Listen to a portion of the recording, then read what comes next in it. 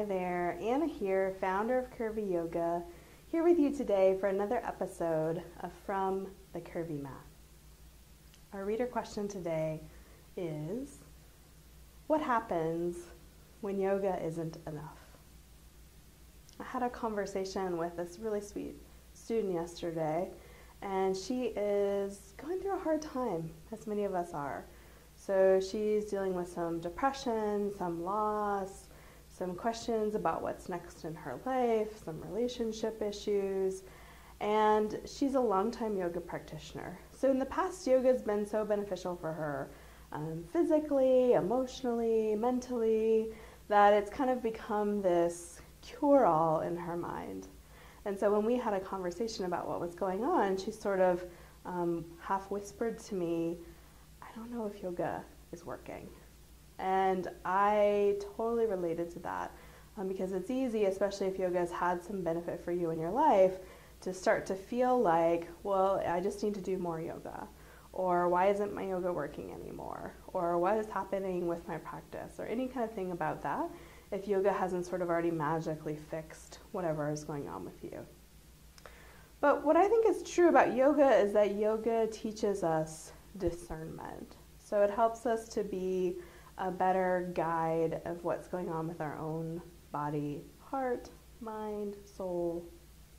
And through that discernment, I think it can also help us know when we need something in addition. So oftentimes when we say yoga isn't enough, we're turning more toward asana or the yoga poses, maybe some meditation or other things that are happening off the mat.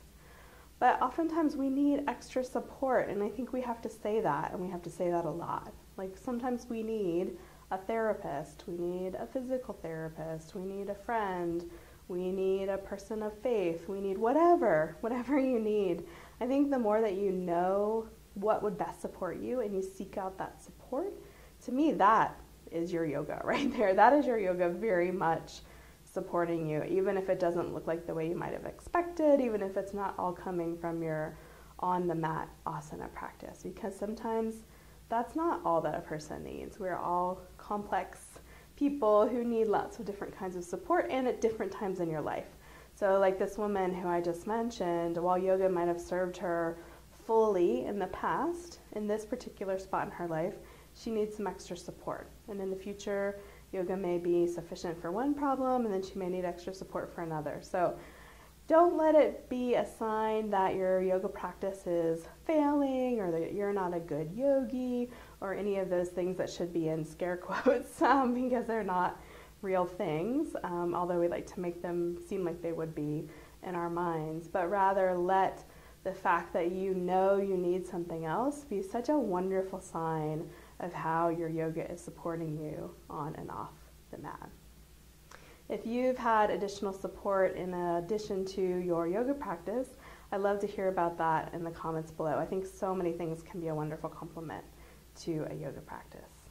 Thanks for being here. You enjoyed this video.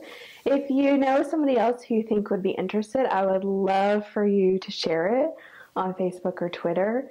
Come hang out with me on the Curvy Yoga Facebook or Twitter page. And if you'd love a little more Curvy Yoga in your life, go to my website, sign up, and you'll get 2 free chapters of my book, Permission to Curve. Bye!